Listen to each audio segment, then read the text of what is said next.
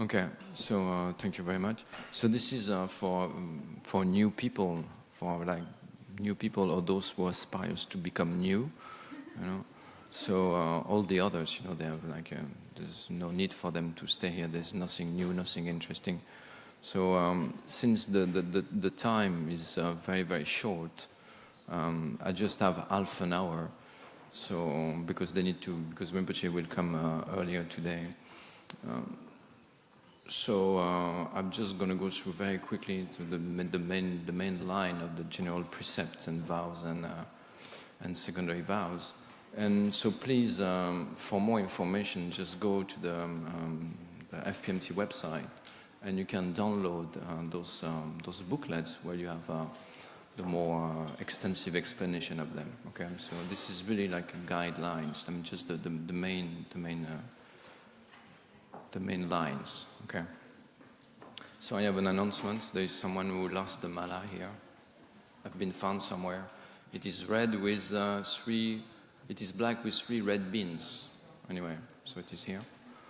Also, I've been asked to tell the people to take care of their own seat. Okay. So, for example, if you have like empty plastic bottles or whatever around your seat, please take it away with you because it's difficult. Okay, just like this. So take care of your own spots, okay? Keep it tidy. Okay, so I've been asked to do a brief presentation of the precept of refuge and the Bodhisattva training. So in terms of once you have taken refuge, when you enter the doors, the entrance of the doors of the entrance doors of Buddhism is taking refuge. So you take refuge in the Buddha, the Dharma, and the Sangha. So we don't have the time right now to go into the entity of the 3 jewels, but we're just going to go through the precept that you have to carry on for the rest of your life once you have taken refuge in the 3 jewels. So in terms of the precepts, you have 12 precepts. Okay, it goes like this. You have like the first 6 are a special precept and they're subdivided into 3. They have like 3 things to adopt and 3 things to be discarded in relation to the 3 jewels. And then you have 6 general precepts. So the presentation that we're going to go through is according to the oral instruction. But be aware that there is also a presentation according to the compendium of determination that you can find in Lamrim Chenmo, for example. And I found something interesting also that in the FPMT booklet, it's the mix of the 2. So they present like in the booklet I've downloaded like 2 days ago, I have the first 6 that are coming from the oral tradition, and the last 4 that are coming from the compendium of determination. Okay. Yeah, there are 8 normally. Yeah. Okay. So there might be something that has to be corrected in the booklet so far, because yeah, in the compendium there are 8. Okay, so what we're gonna do, we're gonna go through the oral tradition, because it is usually the main one, and we will list also the one of the compendium of determination. So for the compendium you have 8. Okay. So the first, once you have taken into the refuge to the 3 jewel, you have to rely on an excellent person. This is the first one. What does that mean, to rely on an excellent person? Is the person that where you see qualities in the person that teaches the path, okay, that conform with the refuge, with the refuge, with the like this. Okay, we're gonna go fast because we don't have much time. The second precept is to listen to the teachings. Okay, this is one, with fixed attention. Okay, so you have to focus your mind when you listen to the teachings. So they can be counted as 2. So fixing your attention also serves to dispel afflictions. And the third one is to cultivate the practice that conform with the teachings. So in particular is the practice that in accordance with the teachings on nirvana, okay, or the conform with practicing the way of those who attend upon liberation. So the abandonment of afflictions. This is the way it is presented. And the fifth one is 2, 3, 4, 5. Fifth one is to not to excite your sense faculties. Okay, so not to have like the mind agitated by sense object. So it can be object of attachment or object of anger. So you have to protect your mind. So protect the sense consciousness. Okay. So what does that mean? It means that you have to be careful to have an attentive mind, because an attentive mind enter into contact with the sense subject, and then after you have an appropriate attention, that the mind that dwells on the particularity of the object, and then affliction arises. So this is what you have to prevent. Then you have to take up the precept correctly. So what does that mean, to take up precept correctly? It means that to take up training that are presented in terms of the Buddhist path, okay, to take as much as possible. So this means like to take, later you can take vows of individual liberation, later you can take, bodhisattva vows, and then even later, tantra vows, okay. This is to take up precept correctly, to increase your own practice through taking, precepts. And be compassionate toward living beings, okay. So that means that to forsake harming sentient beings by way of body, speech, and mind. And also to strive in periodic offering. In this way you build up your accumulation of virtue that potentialize the mind to generate deeper understanding and qualities. Okay? So this is the precept that are presented in the Compendium of Determination. You can find those in the Lamrim Shenmo. Okay? Then in terms of the oral tradition, as I said before, you have 12 precepts, 6 general and 6 particular, or 6 specific. So the 6, we're gonna start with the 6 specific one. And as I said before, they are divided into 2, 3 things to adopt and 3 things to discard, each in relation with the 3 jewels. Okay? So for example, once you have taken refuge in the Buddha, you have to abandon going into refuge in other deities. Yeah. So you have to maintain the Buddha as your highest source of refuge, and you cannot take refuge into other deity or God or whatever. Okay? In general, it's like that. Except for specific occasions. Okay? Specific occasions, for example, there are some rituals where before to accomplish certain type of activity, you ask like the help of some local deities or local spirits or whatever, But this is, so in this context, it's okay. So in general, okay, you cannot take refuge into, you have to keep in mind that the Buddha is the highest refuge, and you cannot take refuge into other gods or deities. So once you have taken refuge into the Dharma, you have to abandon harm and malice toward living beings by thought and deeds. Okay? And once you have taken refuge into the Sangha, you should not befriend with people with have a non-virtuous attitude, that's negative attitude, that are inclined toward non-virtue.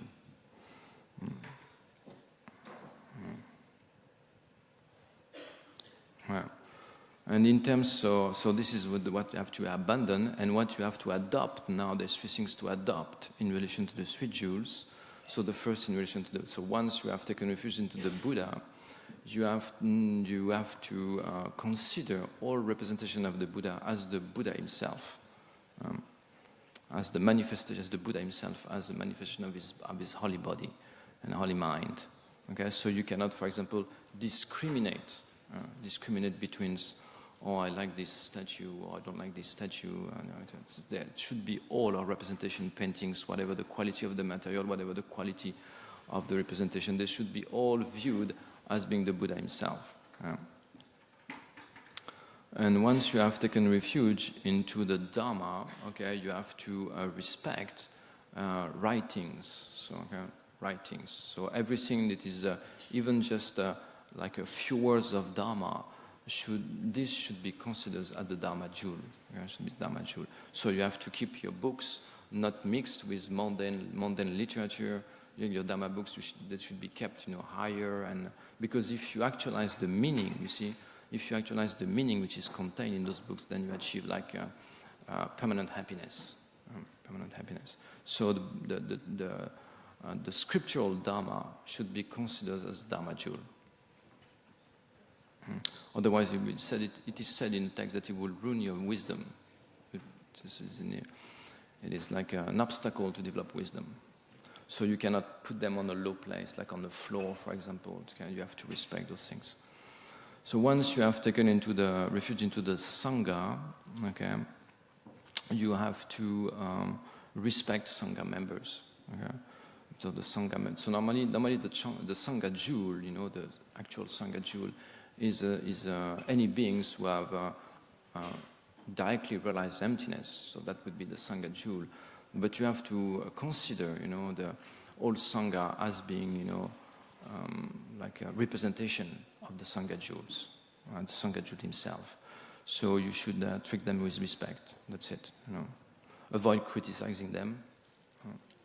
Even if there's something which is might appear inadequate, inappropriate, you should refrain from criticizing it, because it would be you create, negative. You create like heavy negativities for yourself. Okay. And in terms of the general precept, there are 6. Okay. So the first one is by recalling the distinction and the good quality of the 3 jewels. So this means that you have before studied the quality of the Buddha. What is the Buddha? Studied the quality of the Buddha jewel. What is the Buddha jewel? The same for the Sangha jewel, and the same for the Dharma jewel. Okay? And you will take refuge by recollecting their qualities and distinctions. Okay? So you can you have qualities in distinction in terms of what's differentiate them in terms of nature, in terms of function. Okay, all of these things they have to be studied. For example, in terms of nature, what is the nature of the Buddha? The nature of the Buddha is to have achieved enlightenment. This is his nature.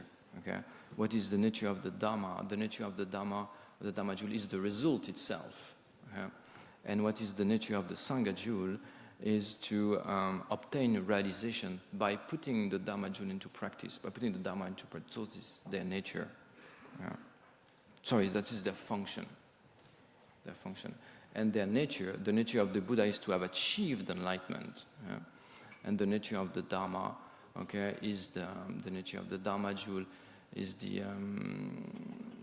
is the expression of the result, okay, is the path that leads to the result and what has to be achieved, okay. And the nature of the Sangha jewel is to actualize the result by putting the Dharma jewel into practice. The sphere of experience and the sphere of practice is the Dharma jewel, something like this. And the function of the Buddha is to reveal enlightenment, is to reveal the result, to reveal the path. The function of the Dharma is to protect from suffering. Okay, that's the function of the Dharma, is to protect yourself from suffering. And the function of the Sangha is to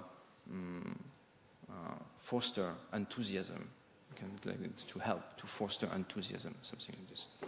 Okay, so this has to be studied. So, and in terms of, we can also distinguish the 3 jewels in terms of analogy. Okay, so usually the analogy that is presented is you have to view the samsara as an ocean. We talk about the ocean of samsara.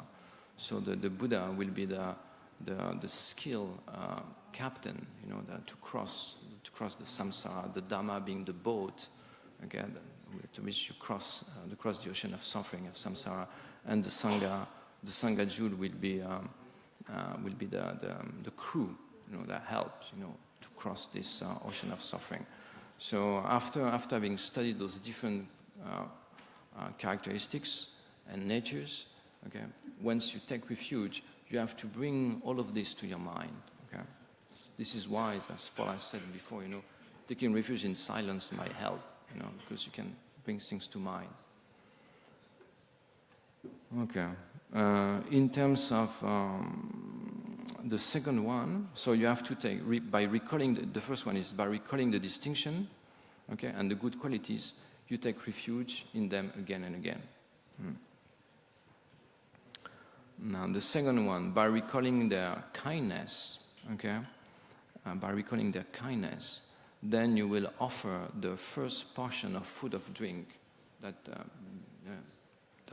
you prepare yourself to take.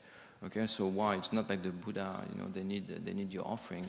It's just a very skillful mean, that's the Buddha gave us this in his great compassion. He gave this skillful means, so we continuously build up our accumulation of virtue, because we eat and drink almost not all the time, but quite often. Okay, so in this way, then every time that we have an opportunity, it helps the mindfulness. We have an opportunity to create a vast collection of virtue. Yeah? So it doesn't have to be. So you can do it extensively, like Amasopa does. It's very extensive. You end up even eating when it's cold, So the prayer, the stretch, it's very extensive. But you can be also do it more briefly, and other people doesn't have to notice what you're doing. You see, it can be something very discreet and mental. Okay, and the third one is to establish other in the practice, motivated by compassion, establish other in the practice of refuge. So this means like if you meet people, okay, if you have friends, meet people that do not belong to any spiritual paths, they do not follow any particular tradition, and they are lost in the affair of this life, okay, then you can help them, you can introduce them, to the meaning of the Buddha, the meaning of the Dharma, the meaning of the Sangha. Okay, here it's not like we are doing eclecticism. Yeah, it's not like you have to convert everybody to Buddhism. This is not the meaning. Okay, and the fourth one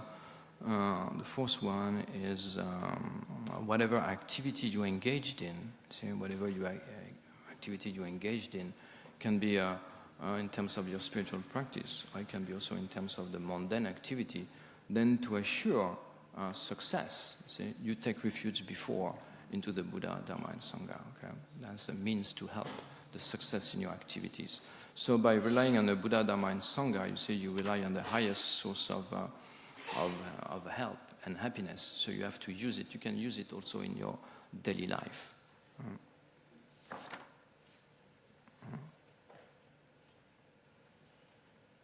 And then finally, okay, and on the fifth one, after having understood the benefit, okay, the benefit you go to refuge 3 times the day and 3 times at night. Okay, this is one of the precepts. So this is why we always do a triple repetition of the refuge, because this counts as 3. Okay, so you do it at least 3 times a day, 3 times at night. And the sixth one, okay, you have to maintain your refuge, and never, once you have taken refuge into the Buddha, Dharma, and Sangha, okay, you have to maintain that refuge and not to forsake it, even in jest, in mere jest, and even at the cost of your life.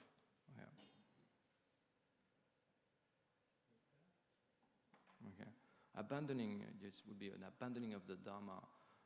It creates a very thick obscuration. It is said, that in Tantra Buya Samaja, that any karma can be purified completely. Even the 5 heinous crimes can be purified.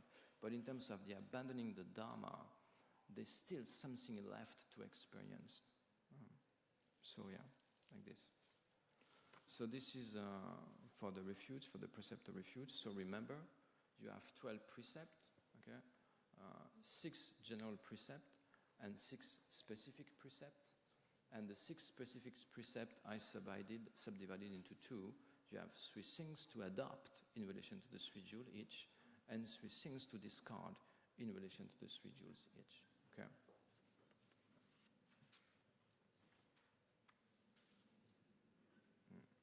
So maybe I clarify again, because I got mixed up in terms of the nature and the function of the 3 jewels. Okay. So the function of the Buddha is to reveal the path. Okay? The function of the Dharma is to protect oneself from suffering, and the function of the Sangha is to forsake enthusiasm and to help. And the nature, in terms of the nature of the Buddha is to have achieved the result. The nature of the Dharma is the result itself. So through the teaching, the Buddha he shares experience with us. He shares experience as a means also to achieve that result. And the nature of the Sangha is to have the Dhamma at the sphere of activity and the sphere of experience. So the nature of the Sangha is to actualize the result. To gain realization by putting the Dhamma into practice. Okay, so you have this nature, function, and analogy. That's the first three. There are many others. Okay, but mainly, I think if you can get those three, it's okay. So now, in terms of the Bodhisattva vows, the Bodhisattva vows, so which constitute the bodhicitta. The bodhicitta of engaging.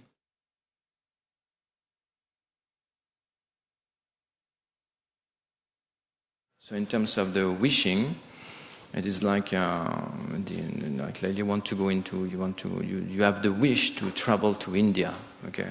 So the wish to attain enlightenment is the mere wish.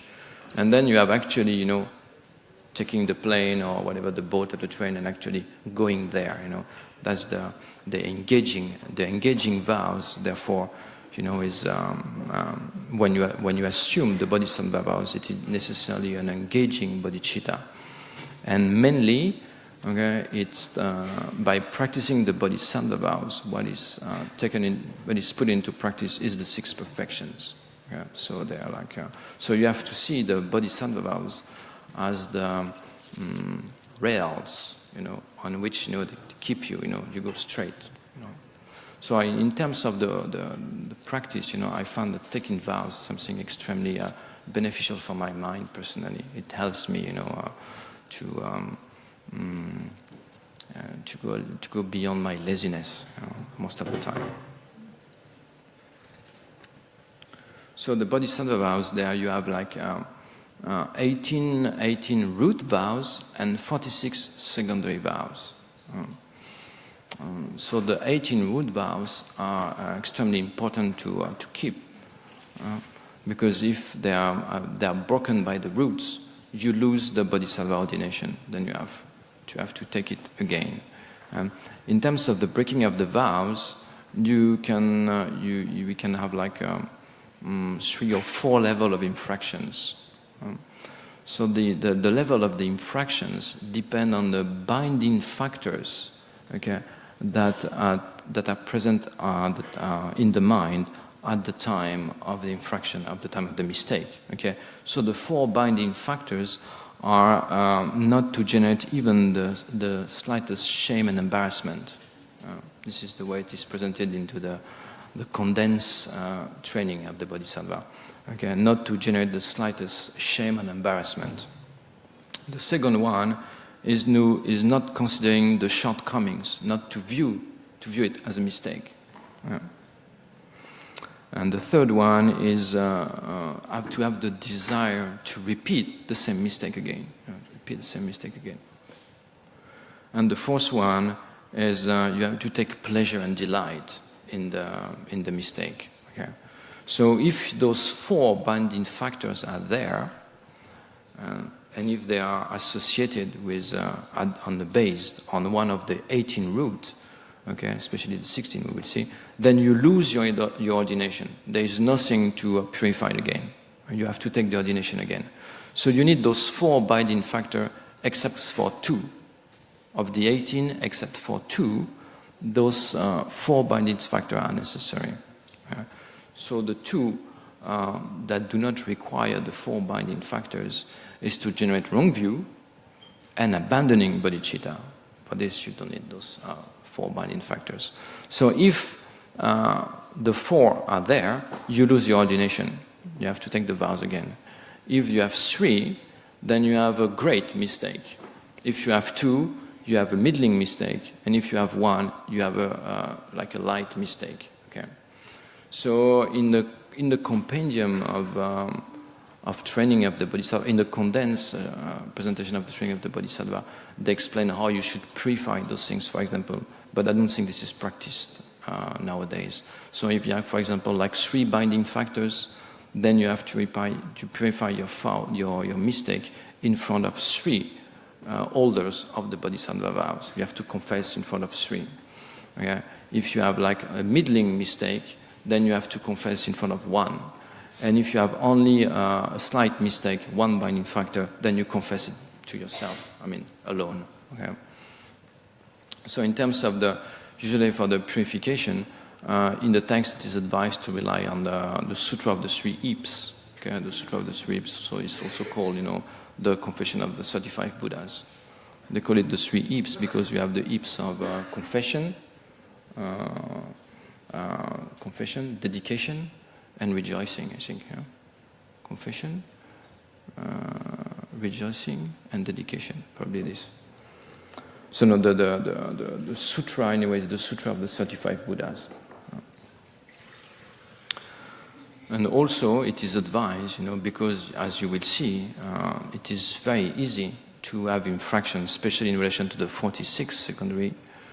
So it is advised to take every day, the bodhisattva vows. So once you have taken for the first time the ordination has to be received from someone abiding in the bodhicitta, like a real bodhisattva or manifestation or whatever, so the real master, a guru. So, and then once you have received it from him, then after you can regenerate the vows once a day or twice a day by yourself, just in front of a statue or of an image of a Buddha. You can. There is a short prayer, and you repeat it 3 times, and it serves at regenerating the vows. So in terms of the 18 root vows, the first one is to praise yourself and to belittling, you say in English? Belittling. Okay. Others out of attachment for gain and services, or for gain and respect, for gain and respect. So it's not just criticizing others, you see, it's to criticize others due to attachment to gain and admiration, of offering and admiration. So it's specific. So it's very important to know well the boundaries of the vows, because one of the cause of breaking vows is not knowing. There is also being careless and also too much of affliction. Those are the 3 main causes for breaking vows. But not knowing, it's never an excuse. You take vows, you're supposed to know the boundaries, and it's very specific, very precise. So the more you're precise, the more you know the boundaries of the vows. So here it's not only criticizing others or belittling others, it's belittling and criticizing others motivated by attachment to receive gain and services, or also to receive praise, admiration from others. That's the first one. So the second one is, although you are able, you do not give material aid to others out of miserliness, or you do not share the Dharma also out of miserliness. Sometimes, for example, you know things very well, but you don't say everything. You don't say everything, in case that people then end up knowing more than you. For example, with the cooks, they have this problem. They never say exactly, the whole recipe. This is miserliness. Yeah. So this is in relation to generosity, okay, and generosity, material generosity, or like the generosity of Dharma, and you are motivated by miserliness. The third one is not forgiving others, but harboring like a grudge, holding grudge, even though they apologize. So if they don't apologize, it might not be, a full infraction, but let's say you have a problem with someone, he apologized to you, but you do not forgive, you hold grudge. The first one is abandoning the Mahayana teaching by saying that some part of the teachings, are not the teachings of the Buddha. For example, you would say that the Tantra, this is something quite, maybe not in much more these days, but before, that the Tantra was not teaching of the Buddha. That would be a problem. So the fifth one is taking back, offering to the Buddha, Dharma, and Sangha, or taking them by robbery or devious scheme. So it's to appropriate the belongings of the Sangha. Okay, this would be let's say, because I have other presentation here. Okay, so you will appropriate, you will deprive the Sangha of its property, of its whatever possessions. Monastery, for example, or individual Sangha or group. Mm-hmm.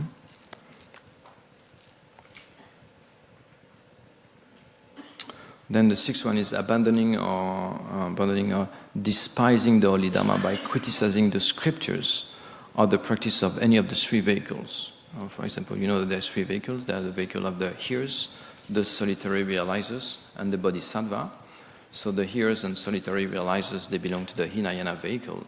And you will, like, for example, despise the Hinayana vehicle, saying that, criticizing that it is on whatever means, whatever reason comes to your mind. If you belittle, criticize sections of the teachings, or saying that, this is too obscure, or this has no sense, this will be an infraction.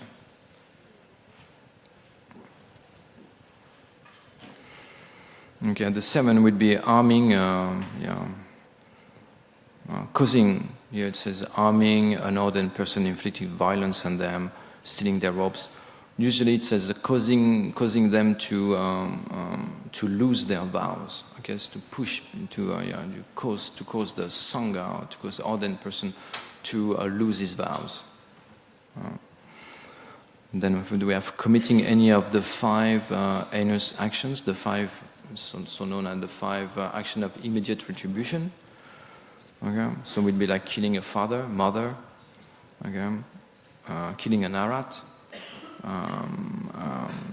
Creating division into the Sangha, and like harming the Buddha in terms of like having blood, coming out of his body. So for the last two, we cannot commit them. We can do the first three, but the last two for us we cannot, because there is the Buddha in this context has to be a supreme emanation body. Unfortunately, there are none right now. And in terms of the Sangha, also to create division into the Sangha, it has to be a Sangha that exists at the time or simultaneous with the supreme emanation body. So this doesn't mean that if you create a division into the Sangha of the monastery, for example, here or somewhere, it's not negative karma, but it is not an action of immediate retribution of this context. Yeah. So there has to be it has to be a Sangha that it is in the retinue of a supreme emanation body. And it is even said that Shariputra and Modgalyana, they have to be here also. Okay, then we have like cultivating and holding wrong views. So holding wrong views means, for example, to assert the non-existence of existent things. For example, you will hold that the nirvana does not exist, or you will hold that the sweet jewel does not exist. This will be holding wrong views. Or there is no such things as the law of cause and effect. So it is a wrong view that deprecates the existence of phenomena. There is also a wrong view that asserts the existence of a non-existent phenomena. But I think in this context, mainly it is presented as a wrong view that deprecate or that negate the existence of an existent phenomena. And then we have destroying town or countries. I don't think we have the ability to do that. So towns, country, villages, whatever. And we have also the teaching emptiness to those who are untrained or not ready to understand it. This does not mean that if you teach someone emptiness, and that person did not understand it, doesn't mean that you break your vows. Okay, this would be like that if you haven't checked, that if there is also an assembly of various person, and in this assembly, some do not understand the meaning of your word, then this does not count as infraction.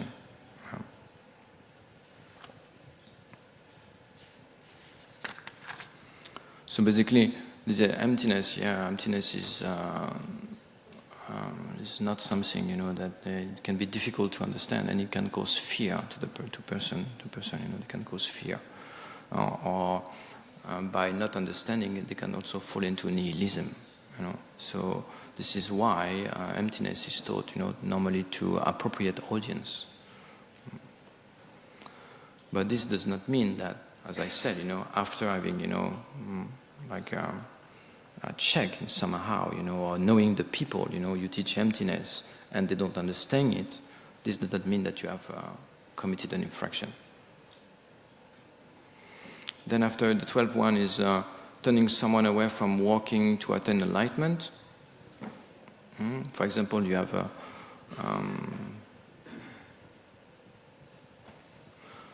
someone which is inclined to the Mahayana, and so he wants to attain the highest enlightenment, and you say, oh no, this is too difficult, you better aim for the liberation, it's faster and it's easier, so that would be a problem.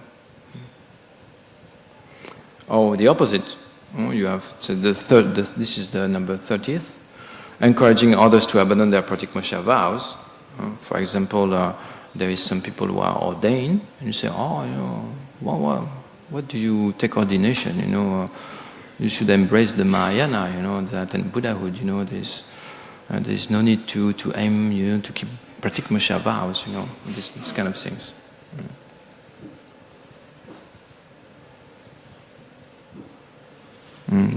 For example, we would say it is better to train all exclusively in bodhicitta. You don't need to also assume all of these vows of individual liberation. Then that would be and that person, if you encourage in this way, then it would be an infraction.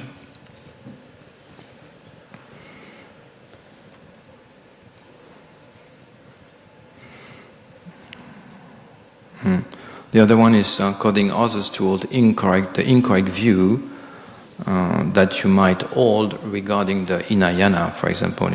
The sayings, for example, that if you follow the Hinayana vehicle or the individual vehicle, you cannot free yourself from attachment.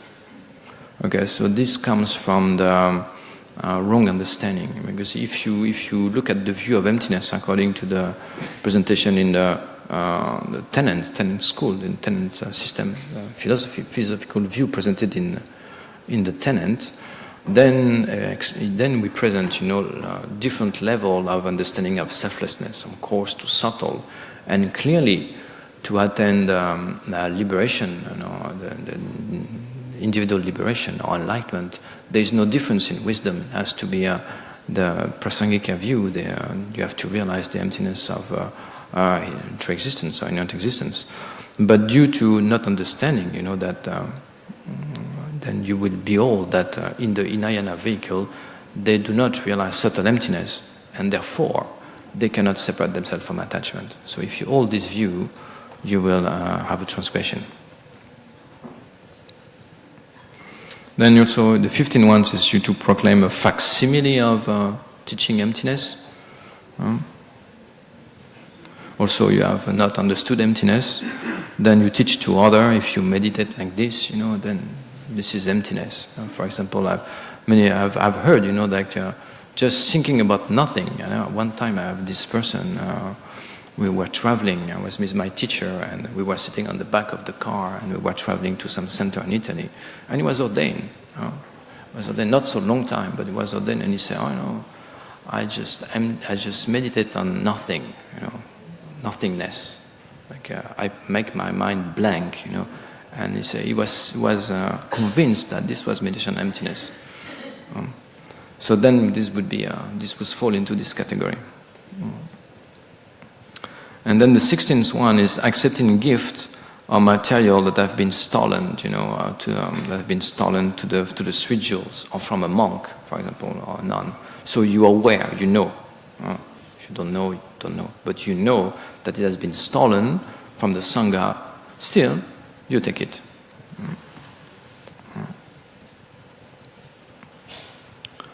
Okay, and then the 17 is, for example, this is more complex. Let's say you have some responsibility in terms of a community, for example, a monastery or a center, and you make rules that will make the life of meditators more difficult. So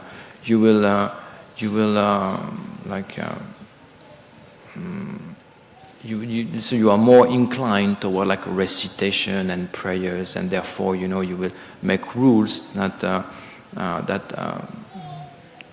make easier the life of the person who make prayer and more difficult the life of the meditators. Then this would be an infraction. Basically, you take the material, you take the. So in this way, those who are doing meditation, they will have to go out of their retreat to find means of sustaining, to sustain themselves. So this would be an infraction.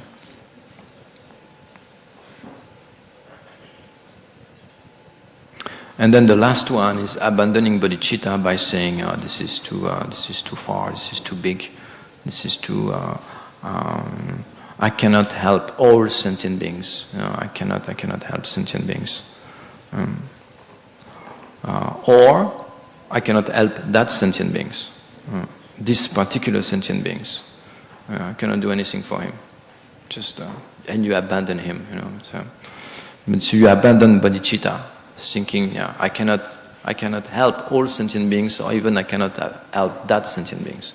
So for this one, abandoning bodhicitta and generating wrong views, the 4 binding factors are not necessary for you to lose your bodhisattva ordination. So okay, it's 12:30, I have to go. Okay, so now, quickly we're going to go through the 46 secondary. So the 46 secondary, don't think that, it's secondary vows, so it's okay if I break them because they're not so important. Actually, they're very important, and breaking them is even heavier than that to break pratikmasha vows, So it's something important you have to keep in mind, So they're organized in by way of perfections. So there are groups by way of perfection. So you will have the first 7 are in connection with the perfection of generosity. Then 8 to 16 are in relation to the perfection of morality, ethic. Okay. Then 17 to 20 in connection with the perfection of patience. The 21 to 23 with joyous effort or enthusiasm, perseverance. And 24 to 26 are connected to concentration, to the perfection of concentration. And 27 to 34 are in connection to the perfection of wisdom. Okay.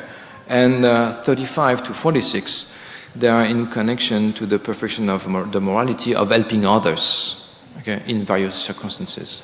I'm not sure I can go through that with you. Maybe we can just, quickly. So, for example, in relation to the perfection of generosity, then not making offering every day to the sweet jewels, or through body, speech, and mind, okay, that would be an infraction to the secondary vows, which is in relation to the perfection of generosity.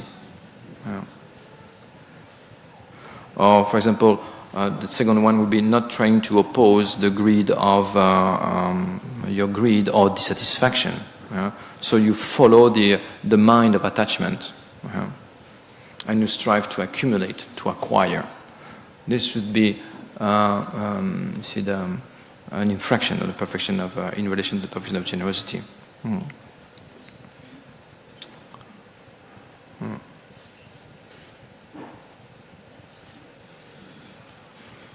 So also not showing respect to elders.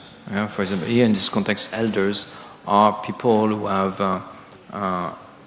generated bodhicitta, they acquire the engaging vows before you, so they're elder in terms of ordination. Yeah. So you do not discriminate in this way, you see, and you think that it is better. It is.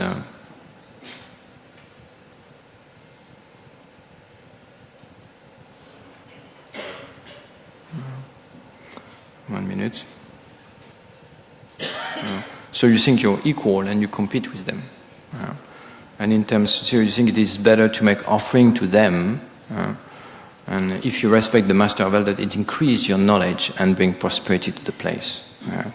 So it has to be with, this is not very clear here. 1 minute, huh?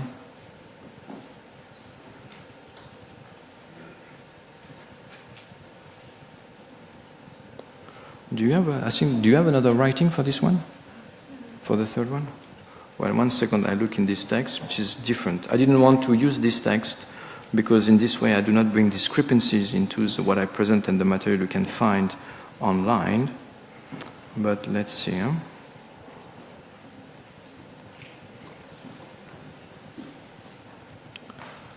Okay. Not being respectful to one's elder. So with regard to the discordant class of giving of fearlessness, okay, that is related to specific object, refer to not giving respect to one's elders. So actually, you see, this, I couldn't understand why it was generosity, because it's giving respect. Okay, in this context, there is generosity.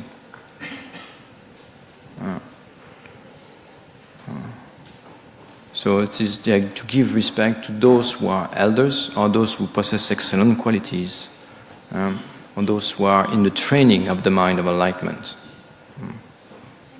For example, not arising in their presence, not offering them seed, etc. Okay, so I couldn't understand, what was the presentation here. So it's to give respect. This is why it is part of generosity. And the fourth one is through hatred or laziness, not answering or giving wrong, distorted answers. So for example, you are a bit lazy and someone is willing to learn something, and you give a partial answers, or you do not take time to answer, or you just refuse. Okay? It has to be out of laziness. If you don't know, you don't know. Okay? But it has to be motivated by laziness. Not accepting invitation, or the offerings or clothes, etc., due to pride.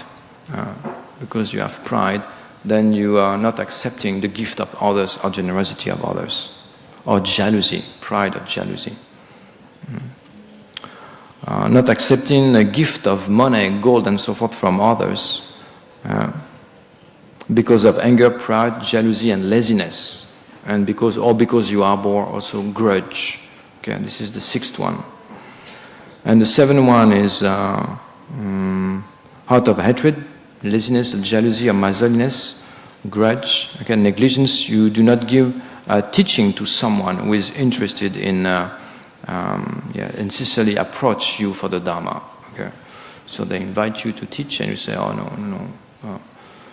I don't go there. I will not come." It has to be motivated by laziness, not because you have a busy schedule or not because you are in retreat, you see, or just because it has to be motivated by laziness. So you have always to go back to the motivation. See, it's important.